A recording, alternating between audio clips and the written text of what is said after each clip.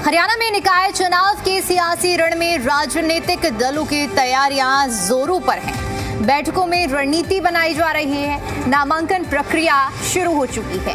सियासी दिग्गजों की निकाय चुनाव में साख दांव पर लगी हुई है, जिनके सामने गढ़ बचाने की चुनौती है। इस मुद्दे पर विस्तार से चर्चा करेंगे, हर एक पहलू को समझेंगे, लेकिन इससे पहले आपको एक रिपोर्ट इसी से जुड़ी हुई दिखाते हैं। हरियाणा में निकाय चुनाव का काउंटडाउन लगातार जारी है। 10 मई को होने वाली शहरी रण में अपनी साख कायम रखने के लिए सभी राजनीतिक दल एड़ी से चोटी का जोर लगा रहे हैं। मैराथन बैठकों का दौर लगातार जारी है। जीत की जुगत के लिए सभी दल पसीना बहा रहे हैं। सियासी जोर आजमाइश में कोई भी दल अपने विरोधी को शिकस्त देने के लिए दिग्गजों को कमान सौंप जीत की रणनीति पर काम कर रहा है। आज से नामांकन प्रक्रिया भी शुरू हो चुकी है। निकाय चुनाव के पूरे शेड्यूल पर नजर डालें तो 21 से 25 अप्रैल तक के बीच नामांकन दाखिल किए जाएंगे। 27 अप्रैल को नामांकन की जांच की जाएगी। 28 अप्रैल को नामांकन वापस लेने की आखिरी तारीख होगी। 28 अप्रैल को ही चुनाव चिन्ह भी उम्मीदवार को दिए जाएंगे। 10 मई को निकाय चुनाव को लेकर वोटिंग होगी। मतदान की जरूरत पड़ी तो 12 मई को दोबारा वोटिंग होगी। 13 मई को चुनावी नतीजों का ऐलान होगा। पंचकुला में नगर निगम चुनाव के लिए नामांकन प्रक्रिया शुरू हो चुकी है। इस संबंध में डीडीपीओ विशाल पराशर ने कहा कि प्रशासन की ओर से नामांकन प्रक्रिया को सुचारू रूप से संचालित करने के लिए सभी आवश्यक व्यवस्थाएं की गई हैं और उम्मीदवारों से अपील की गई है कि वो निर्धारित समय सीमा के भीतर अपने नामांकन पत्र जमा कराएं। डॉक्यूमेंट्स ऑलमोस्ट सारे वही हैं। उसमें एनओसी जो हैं वो हमारे सरकारी बैंकों की जो एनओसी है, फिर इलेक्ट्रिसिटी डिपार्टमेंट की है। अगर किसी का पानी का बिल बकाया है तो एचएसपीपी से उसकी हमें एनओसी चाहिए। तो लगभग एनओसी चेकलिस्ट के अकॉर्डिंग हम लोग सब लोग चेकलिस्ट हमने प्रोवाइड कर दी है सभी हमने कैंडिडेट्स को। वो उसके अकॉर्डिंग ही हम लोग उनसे सारे डॉक्यूमेंट्स प्रोवाइड ले रहे हैं। आखिरी डेट क्या है? इसकी सैटरडे है 25 अप्रैल दोपहर को 3 बजे तक। तो जो भी लोग अपना नॉमिनेशन देना चाहते हैं वो 25 अप्रैल को 3 बजे तक अपना नॉमिनेशन फाइल कर सकते हैं। बीजेपी के प्रदेश अध्यक्ष मोहनलाल बडोली ने निकाय चुनाव के मुद्दे पर कहा कि बीजेपी 100% जीतेगी और कांग्रेस 0 पर आउट हो जाएगी। कांग्रेस पहले भी नहीं थी और आगे भी नहीं होगी। 100% भारतीय जनता पार्टी की इस निकाय चुनाव में जीत होगी और कांग्रेस 0 पर आउट होगी। कांग्रेस पहले भी नहीं थी और आगे भी नहीं रहेगी। वहीं पंचकुला और सोनीपत से कांग्रेस के मेयर पद के उम्मीदवार जीत के दावों के साथ प्रमुख समस्याओं का प्राथमिकता के आधार पर समाधान करने का दम भर रहे हैं। यहाँ पर जैसे चुनाव का अब माहौल है और देख रहे हैं कि पीछे क्या क्या समस्याएं आई। सड़कों की समस्या है सबसे बड़ी, और पानी की समस्या है, सीवरेज की समस्या है। सेक्टर 19 में देखिए कि कैसे जल भराव हो जाता है, पानी आ जाता है, कोई वो नहीं। खड़गमगोली को देखिए, इंदिरा कॉलोनी को देखिए, इधर जो भी राजीव कॉलोनी है, क्या स्थिति है वहाँ की। और सड़कें 2 दिन में टूट जाती हैं और टूटती हैं तो पैचेस लगा दिए जाते हैं, वो फिर निकल जाते हैं। तो इस तरह से इतना खूबसूरत और इतना बढ़िया शहर है और उसमें ये मूलभूत सुविधाएं ही ना हो तो बहुत मुश्किल है लोगों का जीना और बहुत एक्सीडेंट्स होते हैं। पिछले 1 साल पहले जो है हमारा उपचुनाव हुआ था नगर निगम का, और उस समय जो हमारे भाजपा के जो मेयर जीते थे यहाँ से, तो 1 साल में बहुत बड़ी बड़ी बातें करी गई थी और बड़े बड़े वादे किए गए थे। लेकिन 1 साल में आपने देखा सोनीपत की जनता इतनी त्रस्त हो गई और जो है कोई जो है अपनी बातों पे नहीं उतरे, जो भाजपा सरकार जो है और नगर निगम जो मेयर है उनके। तो आप देखिए कि निश्चित तौर पे आने वाले समय में बदलाव होगा और जो है एक अच्छा जो है सोनीपत के अंदर काम होंगे। सूबे के सभी राजनीतिक दल निकाय चुनाव के रण में जीत का दम भर रहे हैं, जिनकी साख दांव पर लगी है और गढ़ बचाने की चुनौती है। देखना ये होगा कि निकाय चुनाव की सियासी परीक्षा में किसका पलड़ा भारी रहता है। ब्यूरो रिपोर्ट, जी मीडिया। इस मुद्दे पर चर्चा का रुख करने से पहले कुछ सवाल आपके सामने रखते हैं और उन्हीं सवालों के जवाब आगे की चर्चा में तलाशेंगे। सवाल ये है कि हरियाणा निकाय चुनाव में किसका डंका बजेगा। सवाल ये भी कि कांग्रेस या बीजेपी, किसकी रणनीति किस पर कितनी भारी पड़ेगी, ये भी सवाल उठता है। और सवाल ये भी कि साख की लड़ाई में कौन परचम लहराएगा। ये 3 सवाल हम आपके सामने रख रहे हैं और इन्हीं सवालों के जवाब आज की इस बहस में हम तराशने वाले हैं कि आखिर निकाय चुनाव में किसका बिगुल या डंका बजता हुआ नजर आने वाला है। सवाल ये भी कि कांग्रेस या बीजेपी, किसकी रणनीति किस पर कितनी भारी पड़ेगी और साख की लड़ाई में कौन अपना परचम लहराएगा और एक तरह से कहें कि निकाय चुनाव में किला फतेह करेगा। ये देखने वाली बात होगी और बेहद अहम है ये चुनाव, जहां पर एक तरफ चाहे हम बीजेपी की बात करें, बीजेपी के प्रदेश अध्यक्ष का भी हमने आपको बयान सुनाया, वो पूरी तरह से आश्वस्त हैं कि 100% जीत भारतीय जनता पार्टी की ही इस निकाय चुनाव में होने वाली है। तो दूसरी तरफ हमने देखा कि किस तरह से कांग्रेस के जो प्रत्याशी चुनावी मैदान में उतारे गए हैं वो अपनी जीत का हुंकार भरते हुए नजर आ रहे हैं। अब देखिए, अगर पूरा रोड मैप हम आपको एक बार फिर से समझा दें, लेकिन नगर निगम के जो चुनाव होने वाले हैं वो अंबाला, पंचकुला और सोनीपत में होने वाले हैं। और नगर परिषद की अगर हम बात करते हैं तो रेवाड़ी और नगर पालिका जो कि सांपला, रोहतक, उकलाना, हिसार और धारूहेड़ा जो कि रेवाड़ी, ये इन निकायों में चुनाव होने वाले हैं। और यहाँ का जो समीकरण है, जो सियासी बिसात है, सियासी बिगुल कहे, पूरी तरह से बिछ चुका है, तैयार हो चुका है। बीजेपी हाईकमान में देखिए, रविवार को एक लंबे दौर की बैठक चली है, पूरा दिन मंथन किया गया है जिसमें कांग्रेस, बीजेपी के जितने भी हरियाणा बीजेपी के तमाम बड़े चेहरे रहे हैं सभी की मौजूदगी रही। एक कह सकते हैं कि लास्ट दौर का मंथन किया गया। अब इंतजार है फाइनल मोहर लगने का और उसके बाद सूची सामने आने का। लेकिन कांग्रेस ने अपने उम्मीदवार उतार दिए हैं, जो उम्मीदवार कांग्रेस की ओर से घोषित किए गए हैं पंचकुला, अंबाला और सोनीपत में। वहां पर सभी उम्मीदवार अपनी अपनी जीत का दावा कर रहे हैं। और चलिए अभी इसी मुद्दे पर विस्तार से चर्चा का रुख करते हैं और सभी मेहमानों से मैं आपका तारुफ करा देती हूं। इसके बाद सभी की तैयारियों के बारे में भी समझेंगे और मुद्दे पर विस्तार से मंथन करेंगे। हमारे साथ राजकुमार कटारिया जी जुड़ चुके हैं, प्रवक्ता हैं भारतीय जनता पार्टी से। सुखवीर तंवर जी हमारे साथ जुड़ चुके हैं, प्रवक्ता हैं कांग्रेस पार्टी से। ओंकार सिंह जी हमारे साथ जुड़ चुके हैं, प्रवक्ता हैं इनेलो पार्टी से। और हमारे साथ सुदेश ग्रोवर जी जुड़ चुके हैं, प्रवक्ता हैं जेजेपी से। नरेश शर्मा जी हमारे साथ जुड़ चुके हैं, प्रवक्ता हैं आम आदमी पार्टी से। आप सभी का आज के इस चर्चा में मैं बहुत बहुत स्वागत करती हूँ। शुरुआत राजकुमार जी मैं आपके साथ करना चाहूंगी। और देखिए, ये इस पूरी चर्चा को कई राउंड्स में बांट लेते हैं। मैं बहुत शॉर्ट आप लोगों से फर्स्ट राउंड में कमेंट चाहूंगी आप लोगों की तैयारियों को लेकर कि आपकी तैयारियां किस तरह से चल रही हैं, पार्टी किस लाइन पर उम्मीदवारों पर मुहर लगा रही है। तो एक मिनट में प्लीज आप सभी लोग इस चीज का जवाब दीजिएगा। शुरुआत राजकुमार जी आपके साथ इसी सवाल से करना चाहूंगी, कितनी तैयारियां और किस तरह से इस चुनाव में फतेह करने के लिए बीजेपी आगे बढ़ रही है?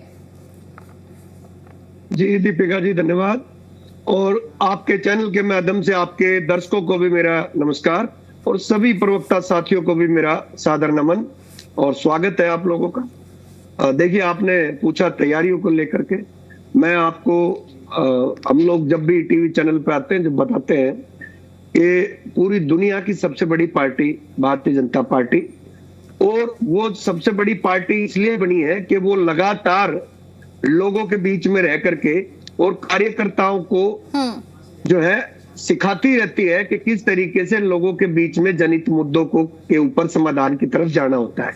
तो यही वजह है हम लगातार चुनावी मोड में रहते हैं और चुनाव हमारे लिए कोई डर की चीज नहीं है कांग्रेस की तरह। कांग्रेस आजकल जब भी चुनाव आ जाता है उनको जो है डर लगने लगता है कि एक बार फिर जनता के पास जाना पड़ेगा, एक बार फिर जनता को जवाब देना पड़ेगा, क्योंकि कोई मुद्दा तो आज 10-12 साल हो गए भारतीय जनता पार्टी की ट्रिपल इंजन की सरकार चल रही है हर जगह, और उनके पास कुछ मुद्दा ही नहीं छूटा है जिससे कि लोगों को वो वोट लेकर के आ सके। राजकुमार जी आगे प्रत्यारोप, मैंने बोला ना कि फर्स्ट राउंड में सिर्फ हम आपकी तैयारियों की बात करेंगे। आप प्लीज एक मिनट। आज की डेट में खास बात ये है कि जो अभी महिला आरक्षण वाला जो बिल के ऊपर जो कांग्रेस ने किया है उसका जवाब जनता देने वाली है। जब ये गलियों में वोट मांगने आएंगे, जब औरतें महिलाएं निकल के, मेरी माताएं बहनें निकल के इनसे सवाल पूछने वाली है कि आप लोग जब देश की 50% महिलाओं को आरक्षण देने की बात आई और उसको लागू करने की बात आई तब आप लोगों ने उस बिल को गिराने का काम किया, जनता आप माफ नहीं करने वाली है। चलिए ठीक है। सुखबीर जी, अब सवाल मेरा आपसे रहेगा, हालांकि क्योंकि पहला राउंड मैंने जिस तरह से कहा कि सिर्फ हम तैयारियों पर बात करेंगे, किसी भी तरह का कोई आरोप प्रत्यारोप नहीं, इसके बाद आप फ्री रहेंगे, जरूर आप अपनी बातों को रखिएगा, लेकिन पहले आप लोग अपनी अपनी तैयारियां बता दीजिए कि आपके दल कितने तैयार हैं। अगर आप मान रहे हैं कि किला फतेह करने के लिए आश्वस्त हैं तो उसमें कितना दम है?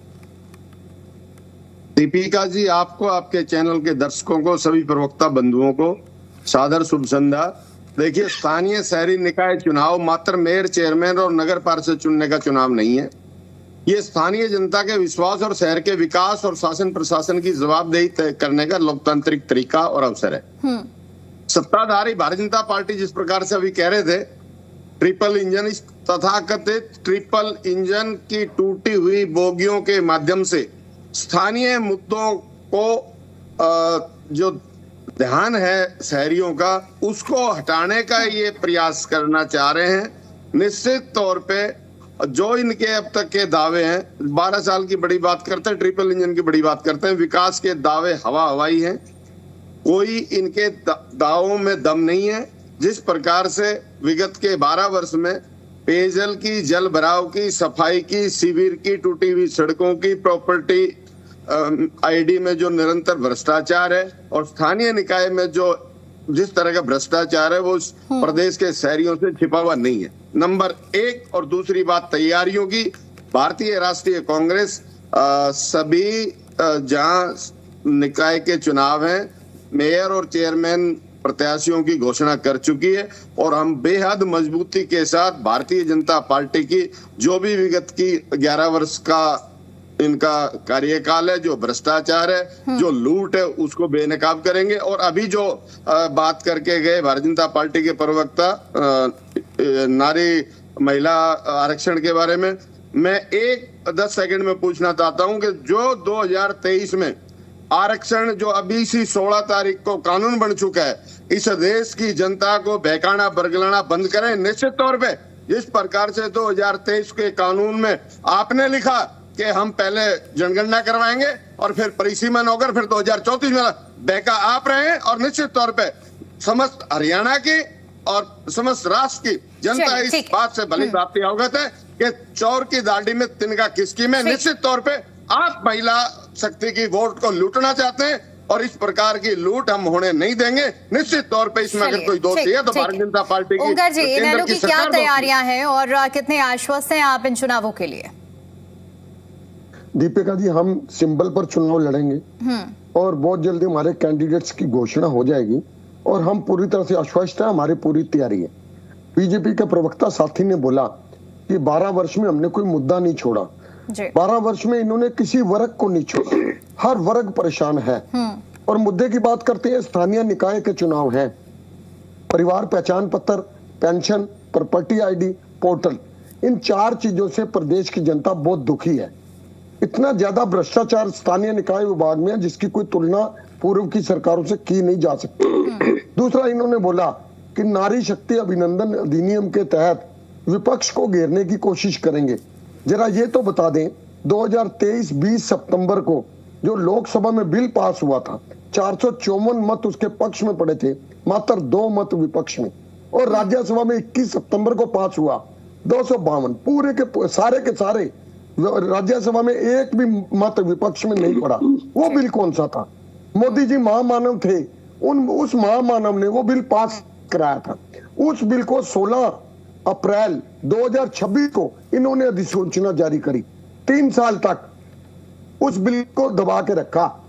16 अप्रैल को इन्होंने अधिसूचना जारी करी। वो बिल कौन सा था?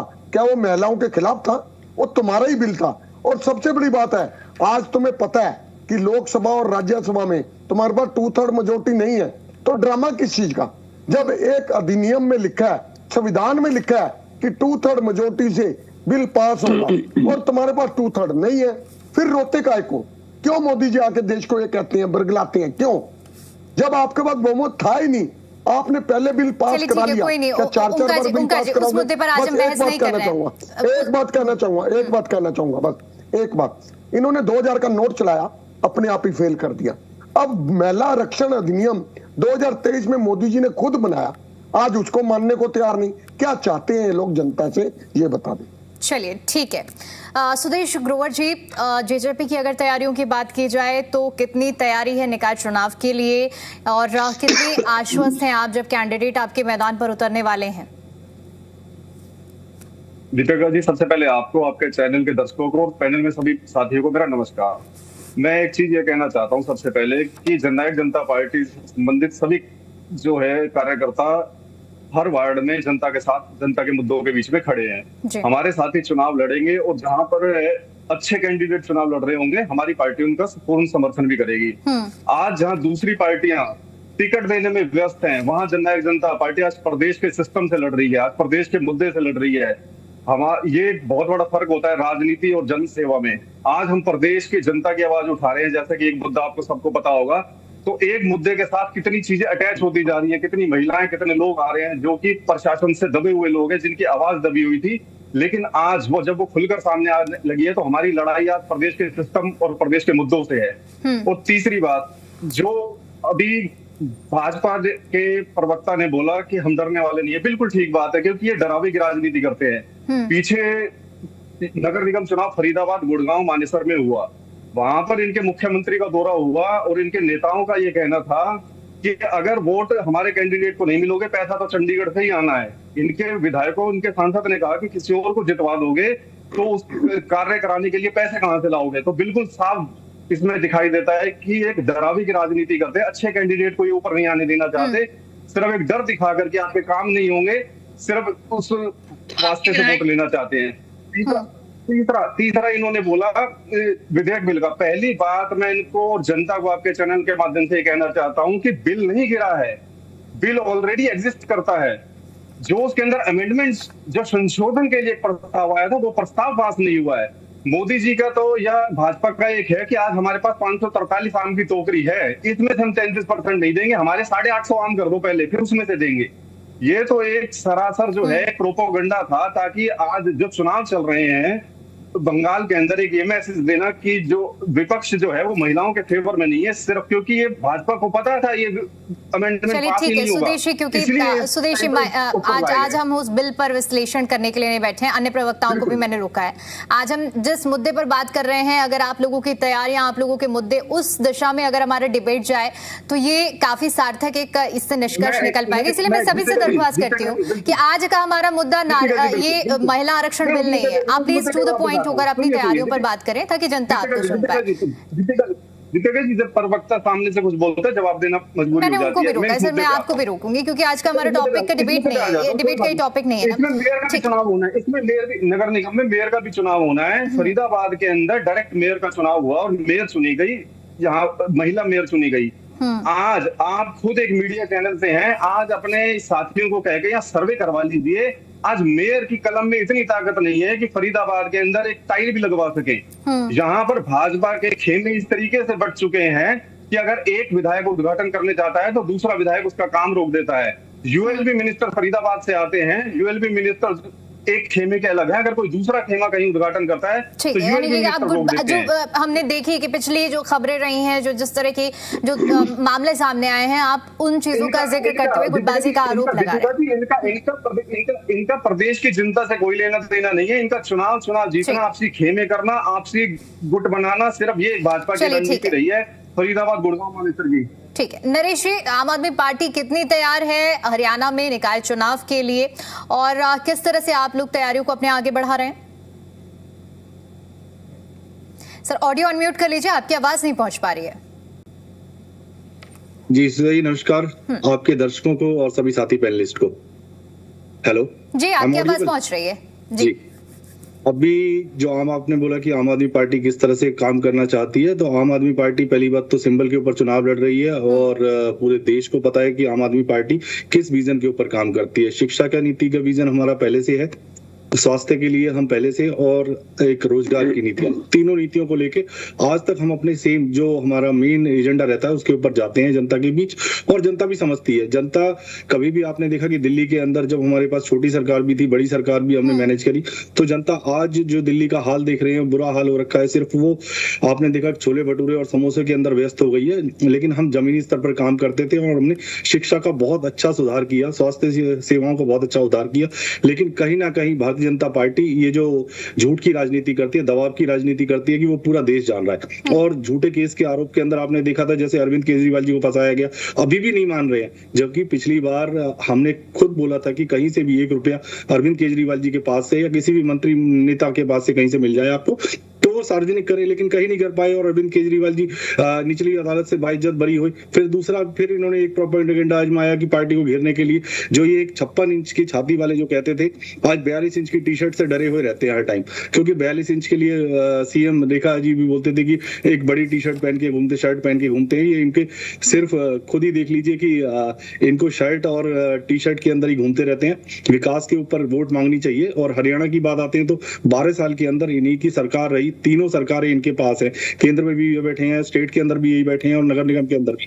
तो अपने विकास के ऊपर मांगिए कि हरियाणा के विकास को कहां देखते हैं। हरियाणा के विकास के अंदर जो ये फेल हो रखे हैं उसके अंदर कहीं ना कहीं जनता सब जान रही है। ये तो सिर्फ धमकाने की राजनीति करते हैं कि अगर हमें वोट नहीं देंगे तो आपका जो विकास कार्य नहीं होगा। अगर विकास कार्य नहीं होगा, जब तक विपक्ष मजबूत नहीं होगा या विपक्ष जब तक सत्ता के अंदर नहीं आएगा, तब तक आपके विकास कार्यों की आवाज कौन उठाएगा। इसी तरह मैं जनता से अपील करता हूं कि जनता को भी एक बार कम से कम इस भारतीय जनता पार्टी को घमंड को तोड़ना चाहिए, और जो विपक्ष है उसके अंदर मजबूती से जो आपकी आवाज उठा सके, आम आदमी पार्टी वो जो भी किसी को भी वोट देके एक मजबूत विपक्ष लेके आइए, ताकि वो आपकी मांगों को जमीन से लेके और रोड तक लेके और उसको आवाज उठा के आपके काम करवाए जा सके। और विपक्ष की इतनी ताकत होती है कि आपके काम करवा सके। और मोदी जी तो इससे घबरा गए कि एक बिल को जो कभी पास ही नहीं हो सकता था उसको लेके आ गए और उसमें फेल हो गए। ये तो खुद ही इन्हें मालूम था, क्योंकि महिलाएं इनको इस बार वोट नहीं दे रही है, क्योंकि ये जो झूठ की राजनीति खेलते हैं ना कि जेब में पैसा डाल दो और फिर दूसरी तरफ से निकाल लो, जैसे बिहार के अंदर किया, या और भी राजनीति में जो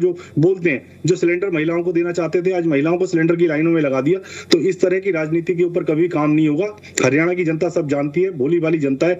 1 बार 2 बार 3 बार राजनीति आपने देखा, दूसरी बार में फेल हो गई, तीसरी बार में वो मैं कहूंगा कि कांग्रेस की विफलता रही, जिसकी वजह से आपको सत्ता मिल गई। और आप जानते हैं कि भारतीय जनता पार्टी पहली बार में 2 बार में सरकार जो बनाई है, इस बार पूर्ण रूप से आम आदमी पार्टी को भी मौका देगी हरियाणा की जनता। ये तो देखने वाली बात रहेगी कि किसके सर पर इन निकाय चुनाव में ताज सजता है, आने वाला वक्त ही बताएगा। हालांकि सभी पार्टी के जो प्रवक्ता है अपनी अपनी जीत की हुंकार भर रहे हैं। ठीक है सुदेश जी, बहुत शॉर्ट में कमेंट करिएगा अपनी बात। बिल्कुल बहुत शॉर्ट में। और मैं दीपिका जी आपके चैनल के माध्यम से मैं दर्शकों को कहना चाहता हूँ, बहुत गौर से सुनिएगा, और विपक्ष पार्टी भी, क्योंकि जहां जहां चुनाव लड़ रही है वहां एक बहुत बड़ा मुद्दा देने जा रहा हूं मैं अभी। 200 करोड़ का घोटाला फरीदाबाद नगर निगम में हुआ।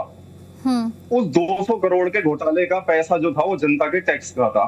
उसकी जवाबदेही कौन? उसकी एक कमेटी थी जो 1 करोड़ से ऊपर की फाइल होगी। उस कमेटी का जो सदस्य था या जो मेयर थे वो भाजपा के थे। आज वही सदस्य है, आज वही सदस्य उसी विधानसभा से विधायक बना देती है भाजपा पार्टी, जिसके ऊपर ऑलरेडी क्वेश्चन मार्क लगे हुए हैं 200 करोड़ के घोटाले के। तो मैं ये कहता हूं, क्या जो भ्रष्टाचार से लड़ने की बात करने वाली पार्टी है तो वो जीरो टॉलरेंस के बदले सिलेक्टिव टॉलरेंस पे काम कर रही है क्या? अगर जितना बड़ा घोटाला करोगे उतनी बड़ी प्रमोशन देती है क्या भाजपा पार्टी? छोटे छोटे प्यादों को जेल में भेज दिया गया, लेकिन बड़े शहरों को प्रमोशन दे दी गई, उन्हें वहां का विधायक बना दिया गया, और 200 करोड़ का घोटाला आज भी ज्यों का त्यों है। ठीक है सुदेश जी, मैं आपके मुद्दे पर भी जवाब ले लूंगी। भ्रष्टाचार का एक बड़ा मुद्दा है, उस पर भी मैं जवाब लूंगी। राजकुमार जी, एक बड़ा मुद्दा होता है चाहे अगर किसी भी स्तर पर चुनाव होते हैं। अभी आपने ट्रिपल इंजन की सरकार का जिक्र किया, लेकिन ट्रिपल इंजन की सरकार को खस्ता हाल बता रहे हैं कांग्रेस के प्रवक्ता। ऐसे में मेरा बड़ा सवाल आपसे यही रहेगा, एक होता है स्थानीय मुद्दे, जब हम निकाय चुनाव की बात करते हैं, छोटी सरकार बनाने की बात करते हैं, तो इन चुनावों में स्थानीय मुद्दे बहुत ज्यादा अहम हो जाते हैं बजाय पार्टी के। तो मंथन का दौर तो हम देख रहे हैं कि बीजेपी के अंदर खाने काफी लंबे समय से चल रहा है और काफी लंबा मंथन भी चल रहा है।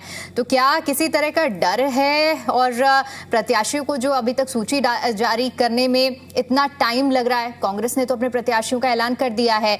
दूसरा, भ्रष्टाचार का एक बड़ा मुद्दा अभी सुदेश जी उठा रहे थे, इसको भी ऐड करते हुए अपना जवाब दीजिएगा। सर अपना ऑडियो अनम्यूट कर लीजिए, आवाज नहीं पहुंच पा रही आपकी।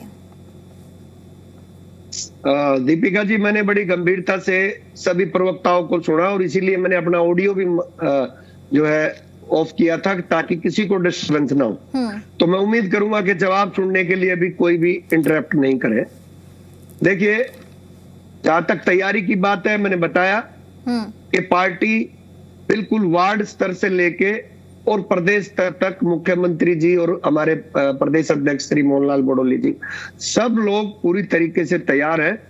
ये ठीक है कि आज की डेट में अब कांग्रेस पार्टी ने जो प्रत्याशी तय करे हैं उनको आप देखिए, यहाँ पे जिला अध्यक्ष के गले में ही वो डालना पड़ा इनको ये टिकट, क्योंकि और कोई लेने के लिए तैयार नहीं था। मैं सोनीपत से ही हूँ, मुझे अच्छे से पता है। ऐसे ही अम्बाड़ा में हुआ और वहां जो पंचकुला में जो टिकट दिया है वो उन्होंने अपने एक मीडिया के आपके इंचार्ज हैं उनकी वाइफ को ही सुधा जो है उनको देना पड़ा।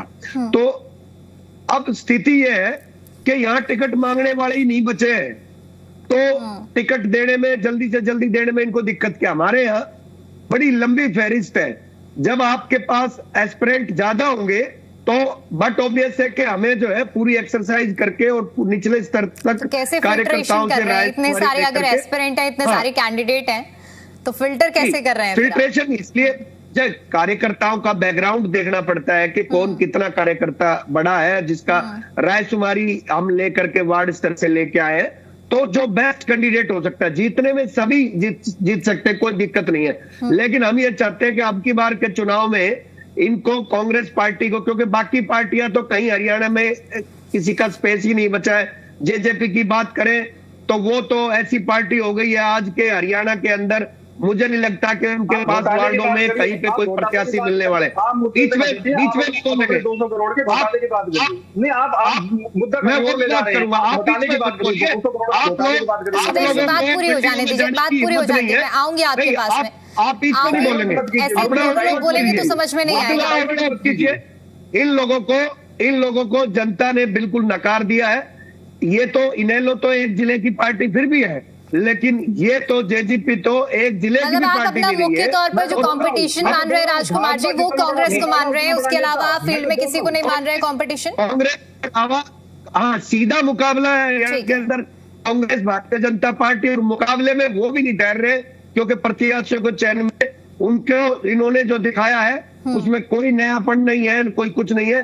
तो मैं ये मानता हूं कि कोई दिक्कत नहीं है हमें। दूसरी बात रही काम की, मैं इनको अपने साथी प्रवक्ताओं को बताना चाहता हूं कि जाकर के अब की बार का जो हरियाणा का बजट है उसको अच्छे से पढ़ ले। हमारा 2014 मैं आप बड़े उतावले हो रहे हैं सुनने के लिए, मैं उसको भी बता दूंगा। बिल्कुल, क्योंकि नगर निगम का चुनाव है, बहुत बारीकी का चुनाव है, जनता के पैसे का सवाल है, जनता के पैसे की जवाबदेही है। कल के दौर पे इस पार्टी का वजूद नहीं बचा है। हरियाणा के नेताओं को जो है खिड़कियों से लटकने पड़ रहा है। उन लोगों को आप सुदेश जी और राजकुमार जी, अगर आप दोनों लोग बोलते रहेंगे तो समझ में नहीं आएगा। ऐसे ना मुझे समझ में आएगा ना जनता समझ पाएगी। एक एक करके आप अपने फैक्ट्स रखिए। सुदेश जी, आपका सवाल मैंने पूछ लिया है, आपके सवाल का जवाब लेकर ही मैं नेक्स्ट मूव करूंगी। मैं आपको बता दूं 1693 करोड़ का 2014-15 में ULB urban local body department का शहरी थाने का डिपार्टमेंट का बजट था, और 25-26 के अंदर 5666 करोड़ रुपए का बजट है, यानी कि 3.3 पर जो है ना गुणा वृद्धि हो गई है। 3.25% के करीब जो है टोटल वृद्धि इन 10 साल में हुई है। तो आप अंतर देख सकते हैं, हमने शहरों की सूरत को बदला है।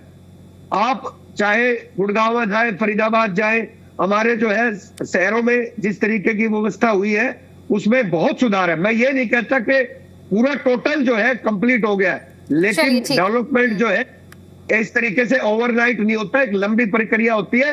लेकिन आज शहरों के अंदर रहने का लोगों का स्टैंडर्ड बढ़ा है। लोग देखते हैं कि जो शहर के जो फेस है, भ्रष्टाचार वाली बात पर भी अपना स्टैंड बता दीजिए। उस पे भी मैं आपको बताता हूं कि भ्रष्टाचार की बात कही आपने जो है ना पॉइंट आउट किया फरीदाबाद में, और मैं खुद से कहना चाहता हूं कि पिछले दिनों बैंक का जो घोटाला पकड़ा गया अपने पंचकुला के अंदर, हम लोगों ने, इन्होंने किसी भी पिछले मुद्दा थोड़ा ही उठाया था, हम लोगों ने अपने आप से उसमें जांच करके, जैसे हमारी संज्ञान में आया फाइलों से, हमने तुरंत जो है उसको वो लिया, और जो आपके रुपया चलिए ठीक है, यानी कि आप जीरो टॉलरेंस पॉलिसी की बात कर रहे हैं और वही बात घूम फिर कर ही आएगी। ठीक है सुखबीर जी, ठीक है मैं लौटूंगी राजकुमार जी आपके पास में। सुखबीर जी, इतना तो तय है कि भारतीय जनता पार्टी, अभी राजकुमार जी अपना जब पक्ष रख रहे थे उन्होंने ये तो स्पष्ट किया, ये तो वो मान रहे हैं कि मैदान में बीजेपी का जो मुकाबला है वो कांग्रेस से ही है, लेकिन सवाल ये है कि आपके कैंडिडेट्स पर ही वो सवाल उठा रहे हैं। निकाय चुनाव की जब हम बात करते हैं तो यहाँ पर हम देखते हैं कि पार्टी से ऊपर उठकर जो चेहरे होते हैं उनको देखकर ज्यादातर मतदान होता है। तो ऐसे में अगर आपके कैंडिडेट्स पर ही सवाल उठेंगे तो क्या लगता है कि गला फतह करना कितना आसान होगा? देखिए दीपिका जी, शायद हमारे भारतीय जनता पार्टी के प्रवक्ता साथी भूल गए, पिछले बार जो दीवान साहब को, वो पिछले बार भी प्रत्याशी थे और कितने मतों का अंतर था, इनको बेहूदी बात नहीं करनी चाहिए। इसके अलावा जो हमारे संजीव भारद्वाज जी की धर्मपत्नी है, उनको टिकट दिया है, शायद भूल गए कि वो महिला की प्रदेश की अध्यक्ष रही है पार्टी की बहुत लंबे समय।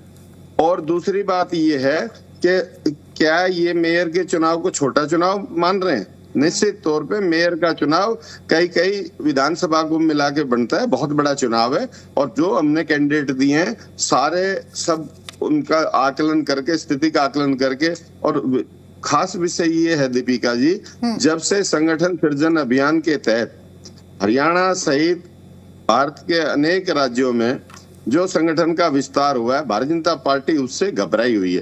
खैर ये आज का विषय नहीं है, मैं इन बातों पे जाना नहीं चाहूंगा और मैं आशा रखूंगा कि और जी मैंने ऑब्जेक्शन नहीं किया, आपकी पार्टी है, आप अच्छे से अच्छा कैंडिडेट दिया होगा आपकी पार्टी के साथ। मैं आपको रोकना चाहूंगी क्योंकि देखिए बड़ी खबर आ रही है, पहले बड़ी खबर बड़ी जानकारी दे देते हैं, उसके बाद मैं रुकूंगी। बड़ी जानकारी सामने आ रही है, कल हरियाणा कैबिनेट की बैठक होगी। बड़ी खबर आपको बता रहे हैं, कल गुरुग्राम में सुबह 9 बजे कैबिनेट मीटिंग होगी।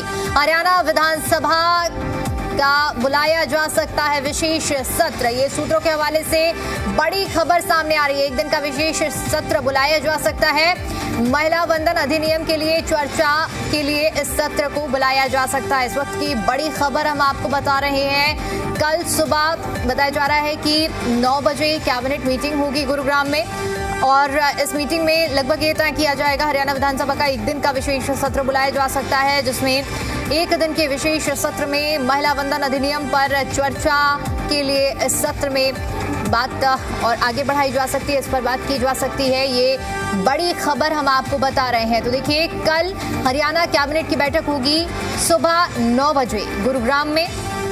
हरियाणा विधानसभा का बजट सत्र बुलाया जा सकता है, इस मीटिंग का एजेंडा रहने वाला है। सूत्रों के हवाले से जो खबर सामने आ रही है हम आपको बता रहे हैं, एक दिन का विशेष सत्र बुलाया जा सकता है जिसमें महिला वंदन अधिनियम पर चर्चा हो सकती है और ये मुद्दा हो सकता है सत्र के अंदर।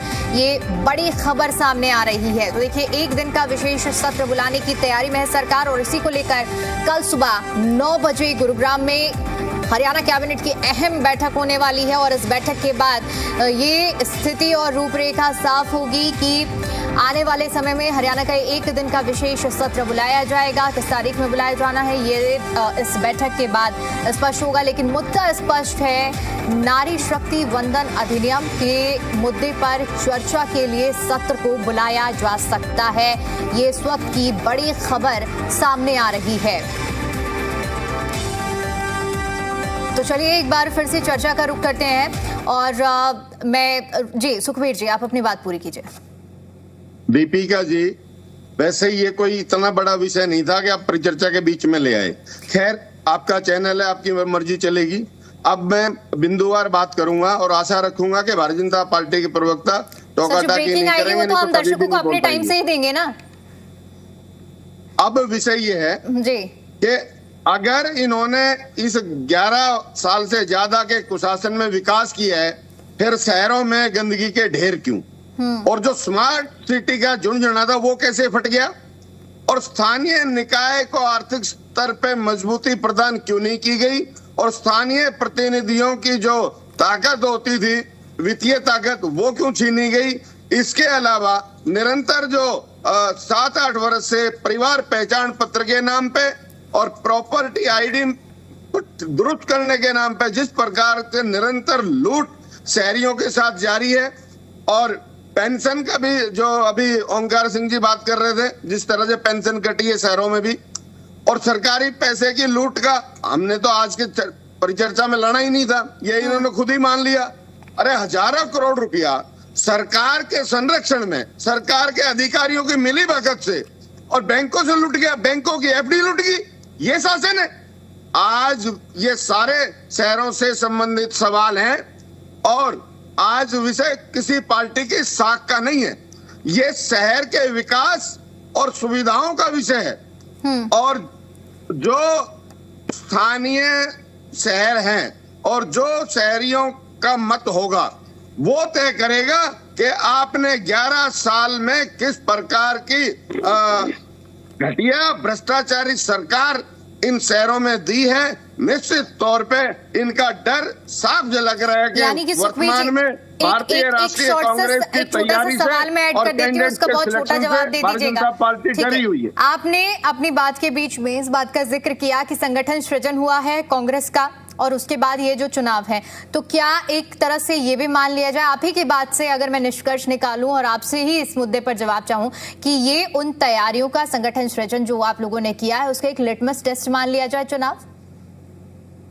देखिए, निश्चित तौर पे जिस तरह से संगठन सृजन अभियान को समूचे राष्ट्र में सफलता मिली है और एकजुट कांग्रेस एकजुटता के साथ इस चुनाव को लड़ेगी, और भारतीय जनता पार्टी का जो ये डर है वो साफ दिखा रहा है कि आज भारतीय जनता पार्टी इन चुनावों में बहुत बुरी तरह से डरी हुई है। ओंकार जी, सवाल मेरा आपसे यही रहेगा कि जब हम निकाय चुनाव की बात करते हैं, छोटी सरकार की बात करते हैं, तो यहाँ पर पार्टी से ऊपर उठकर जो कैंडिडेट उतारे जाते हैं, जो चेहरे होते हैं, उन पर एक आधार बनाकर जनता ज्यादा विश्वास करती है। ऐसे में अब आपसे मैं यही समझना चाहूंगी, मुद्दों की अगर हम बात कर लेते हैं, आपने अपने इससे पहले जब आप अपनी बात रख रहे थे तो आपने तमाम चीजों का भी जिक्र किया था, लेकिन मुख्य तौर पर आपका फोकस किन मुद्दों पर रहने वाला निकाय चुनाव पर, जिनको आधार बनाते हुए इनेलो अपने प्रत्याशियों को वो रोड मैप और रोड लाइन तय करेगी? दीपिका जी, देखिए, ये मुद्दे हर वार्ड में अलग अलग हो सकते हैं। मुख्य तौर पर प्रत्येक वार्ड की जो समस्या है वो नाली, गली, सड़क, स्ट्रीट लाइट, सीवर और साफ पानी, ये मुद्दे मुख्य होते हैं। लेकिन किसी किसी वार्ड में मुद्दा ज्यादा भी हो सकता है, कम भी हो सकता है। हर एक वार्ड के मुद्दे अलग अलग। लेकिन अगर हम एक शहर को इकाई माने तो उस शहर की जब हम बात करेंगे तो भ्रष्टाचार का, प्रॉपर्टी आईडी का, परिवार पहचान पत्र का, पेंशन का, पोर्टल का, एनओसी का, म्यूटेशन का, ये मुद्दे बहुत अहम होते हैं। और सबसे बड़ा एक मुद्दा आज आ रहा है जो वो है गार्बेज कलेक्शन टैक्स। सरकार ने सभी शहरों में डोर टू डोर व्यवस्था लागू करी है और गार्बेज कलेक्शन टैक्स बिल में लिख के आ रहा है। और जो डोर टू डोर वाले हैं वो हर घर से 50 रुपए 100 रुपए पर मंथ भी ले रहे हैं। और गार्बेज कलेक्शन 4-4 दिन 5-5 दिन होता नहीं है। हमारे यहाँ पर भी बहुत सी अनियमितताएं हैं, हमने आरटीआई भी लगाई है। अफसोस, आरटीआई कानून तो 30 दिन में जवाब देने का है, लेकिन सरकार ने इस कानून को इतना लचीला बना दिया है कि स्टेट कमीशन में जब हम जाते हैं तो 6-6 महीने 9-9 महीने की डेट लग जाती है। मतलब कहीं ना कहीं सरकार की मंशा जनता से मुद्दे दूर रखने के लिए। अगर आरटीआई कानून में हमें 30 दिन में जवाब मिल जाए कि फला नगर परिषद में, उस नगर निकाय विभाग में, और डोर टू डोर वाले के पास कितनी कलेक्शन आ रही है, कितना उसको ठेका दिया जा रहा है, कितनी उसके पास गाड़ियां हैं, कितना गार्बेज कलेक्ट करके कहाँ घेरा जा रहा है, तो हम उस पर कार्रवाई करवा सकते हैं। लेकिन ये सरकार खुद भ्रष्टाचार में लिप्त है, जिसकी वजह से मुद्दे डाउन करना चाहती है। और एक चीज और कहना चाहूंगा, मेरे भाई बीजेपी के प्रवक्ता ने हमारे पर कटाक्ष किया कि हम एक जिले की पार्टी नहीं रहे। 2009 से पहले बीजेपी जब से पैदा हुई थी, मैं पैदा होने की बात कर रहा हूँ, जब से पैदा हुई थी 2009 से पहले ये कौन से जिले की पार्टी थी? और आज पंजाब में 117 विधानसभाएं हैं, वहां बीजेपी की कितनी सीटें हैं? 2। हमारी भी 2 हैं। हम तो फख्र से कहते हैं हमारी पार्टी टूट गई थी, परिवार टूट गया था, हमने फिर 2 सीट हासिल की, आज अपने आप को स्थापित किया। आज हमारा संगठन पूरे रोंग के ऊपर है। और आप देखना आने वाले समय में 2029 के चुनाव में बीजेपी वापस 2 पे आएगी, याद रखना 2 पे आएगी। और सबसे बड़ी बात यह है, आज ये जो बात करते हैं विश्व की सबसे बड़ी पार्टी की बात करते हैं, ये भी तो बता दे सबसे ज्यादा भ्रष्टाचारी कौन सी पार्टी है, ये भी बता दें सबसे ज्यादा अपराधी किस पार्टी में, रैपिस्ट किस पार्टी में है, वो सारे इन्हीं का नाम लेंगे। आज बहुत शर्म की बात है, ये मुद्दों से 1 मिनट में मुद्दों से भटकाने की बात करते हैं। नारी शक्ति अधिनियम 2023 में इनकी सरकार ने पास किया, उसको लागू क्यों नहीं किया, ये खुद बताएं। विशेष सत्र बुला रहे हैं, उस सत्र में अच्छा होगा पहले जनता को यह भी बता दें कि हमने 20 सितंबर और 21 सितंबर को बिल पास कराया, लेकिन 16 अप्रैल 2026 को इसकी अधिसूचना जारी कराई। इसके पीछे कारण क्या है ये जरूर बताएं। ठीक है, मैं नरेश जी का रुख करूंगी। नरेश जी, दिल्ली में आपकी सरकार रही, दिल्ली राज्य की हम बात करें, एमसीडी का भी आप लोगों को अनुभव रहा।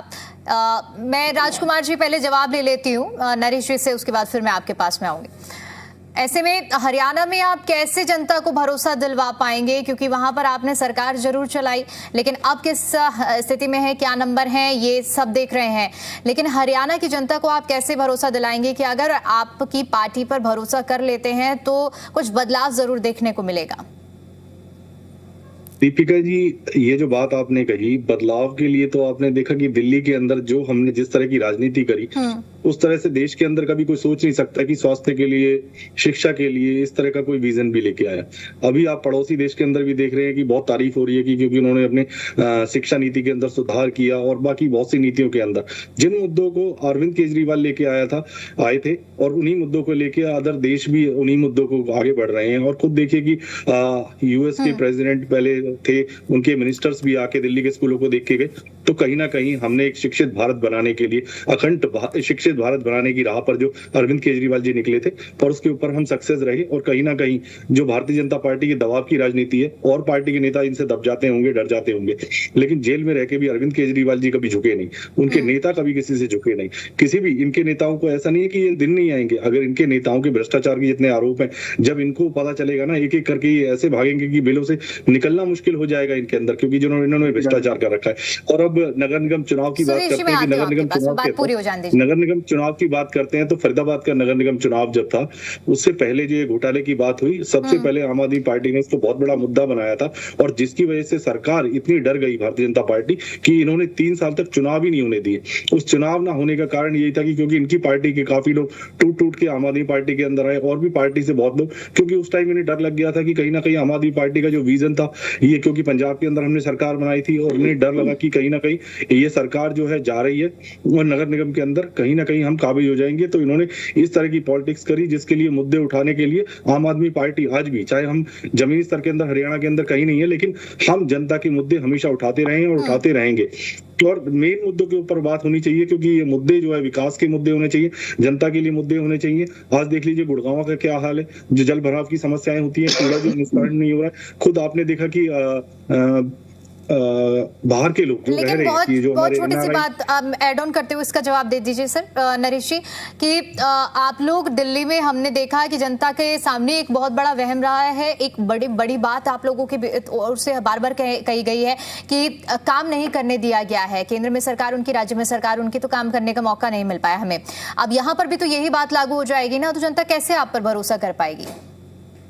जी देखिए, मैंने सबसे पहली स्टेटमेंट मेरी क्या थी कि जब तक विपक्ष आपके मुद्दे ना उठाए, सरकार की गरेबान में झांक के ना देखे कि भाई आप ये काम करवाइए, जब तक, क्योंकि जनता को ये, इनके पास क्या विजन है? एक बात बताइए मेरे को, अगर मैं भारतीय जनता पार्टी से पूछता हूँ कि ये बताइए कि आपने जो 12 साल है उसके अंदर विकास गिनवाइए, जो जनता परेशान है उसका समाधान कैसे किया, प्रॉपर्टी आईडी का समाधान कैसे किया, फैमिली आईडी का समाधान कैसे किया, जो महिलाओं के लिए जो आप एक मिनट दे दीजिए कि जो इनको बुजुर्गों की पेंशन काटने का काम किया, उनकी बुजुर्गों की समस्याओं का समाधान के लिए आपने कोई ऐसा पोर्टल बनाया जहां पे वो अपनी समस्याओं के लिए, कितने लोगों की जेन्युइन पेंशन काटी, कितने लोगों के लिए राशन काटा, उनकी समस्याओं का समाधान तो आपने किया नहीं। क्योंकि मैंने ऐसे लोग देखे हैं, गरीब लोग जिनका राशन काट दिया गया, जिनके पास गाड़ी नहीं है उसको गाड़ी दिखा दी गई, जिसके पास टीवी नहीं है उसको टीवी दिखा दिया गया, टू व्हीलर नहीं है उसके लिए टू व्हीलर दिखा दिया गया। तो कहीं ना कहीं ये सरकार जो है ना, पहले चुनाव से पहले और चुनाव के बाद में कितने, आपने खुद ही देखा सदन के अंदर इन्होंने दिखाया कि हरियाणा के अंदर सबसे ज्यादा राशन कार्ड काटे गए, कम से कम भी मेरे ख्याल से 50 या 60 लाख लोगों के राशन कार्ड इन्होंने काट दिए,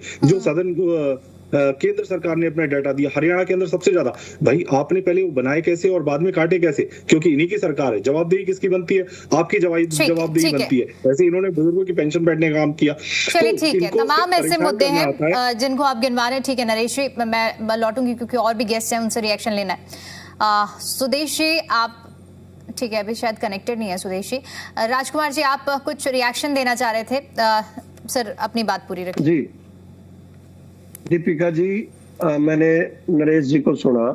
देखिए विपक्ष के प्रवक्ता के नाते ये हमारी तारीफ तो यहाँ करके बैठेंगे नहीं, इन्होंने तो ऐसी ही बातें करनी है। लेकिन जनता इस बात को समझ रही है, 2014 से पहले हरियाणा के अंदर जिस तरीके की व्यवस्था थी, शहरों के अंदर हो, गांव के अंदर हो, हजारों फर्जी लोग जो है, फर्जी राशन कार्ड, फर्जी सिस्टम, फर्जी पेंशन बना करके काम किया हुआ था, डबल डुप्लीकेट भी बनी हुई थी। तो उन सारी चीजों को टेक्नोलॉजी के माध्यम से स्क्रूटनाइज किया गया। और आज हरियाणा के अंदर, एक मिनट आप आराम से सुनिए नरेश जी, 39 ऐसी सुविधाएं हैं जो कि ऑनलाइन घर पे बैठ के सुविधाएं दी जा रही है। हाँ मैं मानता हूं, जब इतना बड़ा आप चेंज करते हैं सिस्टम के अंदर तो कुछ लेकुना रह भी जाते हैं, कुछ तकनीकी कमियों की वजह से किन्हीं लोगों के कोई एड्रेस ठीक से नहीं हो, एड्रेस नंबर ठीक नहीं होगा, किसी की स्पेलिंग मिस्टेक होगी, तो उनको वो करेक्ट वॉलंटरली करवाने पड़ते हैं, जाकर के सिस्टम के अंदर जाकर के उसको करना पड़ता है। वो जब भी सरकार के दरवाजे पे आते हैं तो उनको ठीक कर दिया जाता है। तो मैं ये मानता हूं आज की डेट में 99.9% चीजों का समाधान, क्योंकि नई व्यवस्था थी, कभी लोगों ने ऑनलाइन सिस्टम को इस तरीके से देखा नहीं था, हम लोगों ने समाधान करने की कोशिश की है। और पीछे हमारे साथी प्रवक्ता ने गार्बेज कलेक्शन की बात की, ऐतिहासिक तौर से कभी ऐसा नहीं हुआ किसी भी सरकार के अंदर, कांग्रेस की सरकार रही है, INLD की सरकार रही, कि इस तरीके से घर घर जाकर के गार्बेज कलेक्शन कराया हो। हमने व्यवस्था बना दी है। आज सुबह जो है घर के दरवाजे पे गाड़ी आती है। मुख्य प्रतिद्वंदी कंपटीटर बता रहे थे राजकुमार जी कांग्रेस को, कांग्रेस तो इसीलिए आश्वस्त है। अभी हमने सुना कि किस तरह से सुखवीर जी दम भर रहे हैं कि संगठन सृजन हुआ है, इस बार मजबूती के साथ हमें नतीजे देखने को मिलेंगे जीत के लिए, वो पूरी तरह से आश्वस्त है। कोई संगठन सर्जन की बता दूं बात, 15 साल में 15 साल के अंदर संगठन सर्जन की बात कर रहे हैं। अभी तक इन्होंने पिछले 2 साल में एक एक्सरसाइज संगठन सर्जन किया। आप लोगों को किसी तरह का डर नहीं है? जो 100% जीत की बात कर रहे हैं उसी पर क्योंकि इन्होंने जिला अध्यक्ष, देखिए जिला अध्यक्ष बनाया इन्होंने, इससे ज्यादा इन्होंने कुछ नहीं किया। संगठन सर्जन वो होता है कि आपका ऑथराइज पर्सन बूथ पे खड़ा हो। इनका ना तो जो है ना मंडल इनका होता नहीं है, इनका ब्लॉक होता है। ब्लॉक अध्यक्ष आज तक नहीं है, ब्लॉक कार्यकारिणी नहीं है, इनका बूथ समय कम है मेरे पास, इसलिए फाइनल रिएक्शन भी लेना है। लेकिन मैं मानता हूं आज जिस तरीके से हरियाणा के अंदर नायक सैनी जी की सरकार, जो मुख्यमंत्री जी की सरकार चल रही है, वो जन जन के लिए जो है लाभकारी नीतियों का को घर घर तक पहुंचा रही है। और उसका असर ये होगा कि हम फाइनल कमेंट दे दीजिएगा इसी बात को ऐड ऑन करते हुए, इस पर जवाब देते हुए फाइनल कमेंट दे दीजिए। दीपिका जी, गुड़गांव में 1.25 साल से ज्यादा समय हो गया नगर निगम के चुनाव हुए और अभी तक सीनियर डिप्टी मेयर और डिप्टी मेयर का चुनाव नहीं हो पाया। ये विश्व की तथाकथित सबसे बड़ी पार्टी और ट्रिपल इंजन की विफलता का प्रत्यक्ष प्रमाण है। इसके अलावा जो आपने बीच में चर्चा करी महिला आरक्षण पे, अगर ये सत्र बुलाते हैं तो पहले राष्ट्र के स्तर पे लोकसभा में नंगे हुए, अब प्रदेश में भी इनको नंगा करेंगे। इसके अलावा जो सरकार 11 वर्ष से ज्यादा के 2 टर्म में स्थानीय निकाय और पंचायती राज के चुनाव 4-4 साल की, दोनों टर्म में 2-2 साल करीब की देरी से करवाए, और ये आज उस बात का दम भर रहे, निश्चित तौर पे दुर्भाग्यपूर्ण है। इनकी सभी, मैं टर्म की बात पे जवाब देना चाहूंगा दीपिका जी, टर्म की बात सामने रखेंगे और इनको धूल चटाएंगे, इनको नग्न करेंगे। लेकिन सुखवीर जी, आपने अभी कहा ना संगठन सृजन की बात, मैंने पूछा उनसे, राजकुमार जी से, वो कह रहे हैं किसी तरह का कोई डर नहीं है। अपने कॉम्पिटिटर से अगर डर नहीं है तो चुनाव तो एक तरफा हो गया ना फिर। देखिए मैं क्या कह रहा हूँ दीपिका जी, इस तरह की अवधारणा बनाने का प्रयास मत कीजिए। निश्चित तौर पे हम कोई अवधारणा नहीं बना रहे, हम तो दोनों पक्षों की बात सुन रहे हैं। जो प्रधानमंत्री लोकसभा में नहीं है भारतीय राष्ट्रीय कांग्रेस के डर से, इनको डर नहीं है, कैसी बात करते हो? आपके सामने की बात है ना, किस प्रकार से प्रधानमंत्री लोकसभा के सामना नहीं कर पाया। ये डर की प्रकाश तो नहीं है तो क्या है, बताइए क्या है? सुखबीर जी, और आप बौखला गए हो और कुछ नहीं है। ये आपकी बौखलाहट का प्रमाण है, और हम देखेंगे अगर आप माननीय प्रधानमंत्री जी के बारे में आपको बात करते हुए गरिमा का पालन करना चाहिए। वहां भी नगन करेंगे। आपको माननीय प्रधानमंत्री जी के बारे में बात करते हुए गरिमा का पालन शब्दों के ऊपर अपना जो है, क्या है प्रधानमंत्री इतना प्रधानमंत्री ठीक है, शब्दों की मर्यादा को मत लांघिए। सबसे मेरी रिक्वेस्ट रहेगी, आप अपनी बात रखिए, शालीनता से अपनी बात रखिए, ये प्लेटफॉर्म आपके लिए ही है, लेकिन शब्दों की मर्यादा को मत लांघिए। निश्चित तौर पे झूठ का पुलिंदा है, किसी बात पे खरा नहीं है। नहीं सुखबीर जी, आपको पूरा मौका दिया गया, आप अपनी बात रखिए, लेकिन एक सही तरीके से आप अपनी बात रखिए। आपको बात रखने के लिए ही प्लेटफॉर्म दिया गया है ना। और ये पहली बार देख रहा हूं मैं, अगर मेरे बीच में बोलेगा यह व्यक्ति तो फिर ये कभी बोल नहीं पाएगा। आपको अच्छी तरह पता है कि मैं किसी के बीच में टोका टाकी नहीं करता हूँ। ये बेहूदी बात जो भारतीय जनता पार्टी के सीख के आते हैं, अपने दिमाग में रखा करो, कम से कम मेरे सामने नहीं चलेगी। चलिए ठीक है, राजकुमार जी आप पहले सुन लीजिए उनकी बात। बीच में कोई किसी के ना बोले, ये तो मैं शुरू से ही कह रही हूँ, क्योंकि अगर आप जो बोलना चाह रहे हैं वो दूसरा व्यक्ति नहीं सुन पाएगा, बहुत क्रॉस होगी। ठीक है राजकुमार, सुखबीर जी आपकी बात पूरी हो गई है, तो मैं नेक्स्ट गेस्ट का रुख करूं फिर। ठीक है, देखिए मैं बता चुका हूं, जिस प्रकार से राष्ट्र के स्तर पे महिला आरक्षण जो 2023 में विधेयक आया था वो कानून बन चुका है। ये राष्ट्र और प्रदेश के सामने नंगे हो चुके हैं। अब अपनी विफलता छुपाने के लिए एक दूसरे प्रकार की अवधारणा बनाने का प्रयास कर रहे हैं। निश्चित तौर पे इनकी सारी की सारी छद्म अवधारणाओं का एक एक करके तथ्यों के साथ जवाब दिया जाएगा। फाइनल कमेंट, ठीक है नरेश जी। दीपिका जी, मैं बिल्कुल ओंकार जी, इसके बाद मैं आपके पास ही आऊंगी। जी दीपिका जी, राजकुमार भाई शायद अपने ही वर्डों के अंदर खुद फंस गए, क्योंकि 2014 से इनकी सरकार है और इन्होंने कहा कि पहले के जो है आधार कार्ड या वेरिफिकेशन करने के लिए 2019 में इन्होंने कैसे उन कार्डों को बना दिया गया कि 2019 में कैसे इन्होंने और एड ऑन कर दिए कि जो व्यक्ति अगर एलिजिबल ही नहीं थे, और उसके बाद इस बार सरकार बनी है जब उनको काट रहे हो, तो ये आपकी विफलता आपके चेहरे से खुद पता चल गई और आपने खुद बयान कर दी कि ये सरकार सिर्फ भ्रष्टाचार के अंदर कैसे इन्वॉल्वमेंट करती है, ऐसे ये फर्जी वोट कारनामा करते हैं। और इसका एग्जांपल देता हूं कि एसआईआर के तहत मेरी आज तक वोट वेरीफाई नहीं हो पाई। 2014 के अंदर अगर मैंने वोट दिया, 2019 के अंदर मैंने वोट दिया, जिस परिवार के अंदर मैं रह रहा हूं, पुश्तैनी परिवार के अंदर, मेरे परिवार के लिए मेरे को अपनी वोटों के लिए भागना पड़ रहा है। और मैं आपको प्रॉपर्टी आईडी की बात बता दूं, मेरे परिवार के अंदर मेरी प्रॉपर्टी आईडी के लिए भागना पड़ा। इनको तो यही कहते हैं ना कि हम जैसे अगर पॉलिटिकल आदमी को भी भागना पड़ रहा है तो ये सिस्टम विफल सिस्टम है, इनके पास सिस्टम बनाना ही नहीं आता है। अगर सिस्टम बनाना नहीं आता है तो 1 महीने की सरकार दे दीजिए, मैं कहता हूं कि हरियाणा की सरकार दे दीजिए आम आदमी पार्टी को, और आपकी एक एक विफलता को हम चला के दिखाएंगे।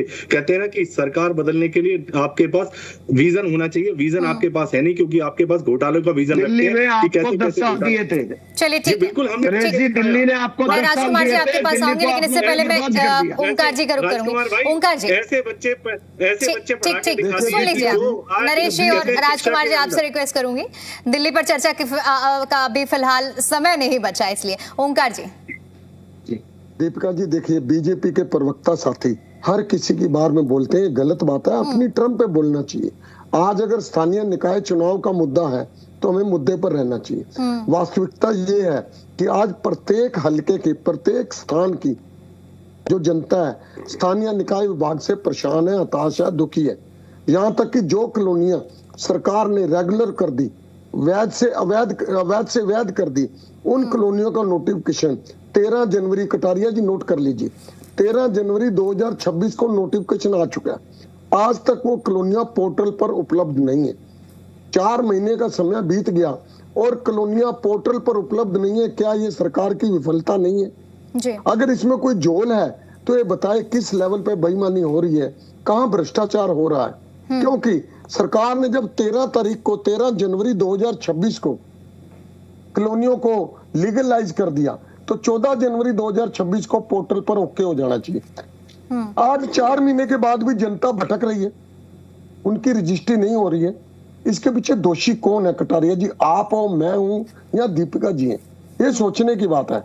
आज प्रत्येक स्थानीय निकाय विभाग में जनता त्राही त्राही कर रही है, पीने का साफ पानी उपलब्ध नहीं है। उसका कारण है गटर के बीच में से पानी की लाइनें जाती हैं, सीवर के बीच में से पानी की लाइनें जाती हैं, वहां पे कोई देखने वाला नहीं है क्या कारण है। और जब किसी घर में गंदा पानी आता है तो उसको ये कह दिया जाता है कि ये तो पीछे से आ रहा है। आज व्यवस्था बहुत दुर्भाग्यशाली हो चुकी है। प्रत्येक स्थान पर सीवर का, वाटर का, सफाई का, सब जगह गंदगी का आलम है। डोर टू डोर के नाम पर लाखों करोड़ रुपए इन्होंने इकट्ठे किए, लेकिन वास्तविकता यह है कि सफाई व्यवस्था पर ध्यान नहीं दिया गया। समस्याओं की फेहरिस्त आप गिना रहे, विपक्ष का काम है और अब देखना यही है कि इन मुद्दों पर काम कैसे होता है निकाय चुनाव में। राजकुमार जी आप भी फाइनल कमेंट के साथ कंक्लूड कर दीजिए सर प्लीज। जी, ये INLD प्रवक्ता को मैं कहना चाहता हूँ, ओमकार जी मेरे सम्मानित साथी है हमारे, कि आप लोगों ने सरकारें चलाई है 1998 से 2004 तक इन्हीं की सरकार थी, उससे पहले 87 में चलाई इन्होंने। लेकिन क्या है कि लंबे समय तक विपक्ष में रहने के कारण इनको सरकार की व्यवस्था का जो है ना, इनके मेमोरी खत्म हो गई है कि किस तरीके से सरकारें कोई चीज अनाउंस करती है तो उसको ऐसा नहीं है कि एक दिन के अंदर जो है ना रेखाएं खींच दी जाती। इन्होंने 13 जनवरी के नोटिफिकेशन की कोई बात की, सरकार ने कोई कॉलोनी को रेगुलराइज किया है, उसका एक प्रोसेस होता है, उस प्रोसेस के अंदर वो चीज होती है और उसमें टाइम लगता है। ऐसा नहीं कि ओवरनाइट जो है किसी की डिमार्केशन करके उसको हो जाता है। ये बिल्कुल ही 13 जनवरी को जब आपने कॉलोनियां वैध करी। चलिए ठीक है, माफी के साथ रुकूंगी क्योंकि समय कम है, इसलिए चर्चा को यही समाप्त करना पड़ेगा। आप सभी मेहमानों का बहुत बहुत शुक्रिया आज की इस चर्चा में बहस में जुड़ने के लिए और अपना कीमती समय देने के लिए। तो देखिए निकाय चुनाव का बिगुल बज चुका है और ऐसे में तैयारियां हर एक दल की ओर से की जा रही हैं, लेकिन देखने वाली बात ये होगी कि जब इन चुनावों के नतीजे सामने आते हैं तो किसका पलड़ा कितना ज्यादा भारी होता है और जनता किस पर कितना भरोसा करती है। इसी के साथ यहाँ पर रुकेंगे बहुत छोटे से ब्रेक के लिए। ब्रेक के उस पार खबरों का सिलसिला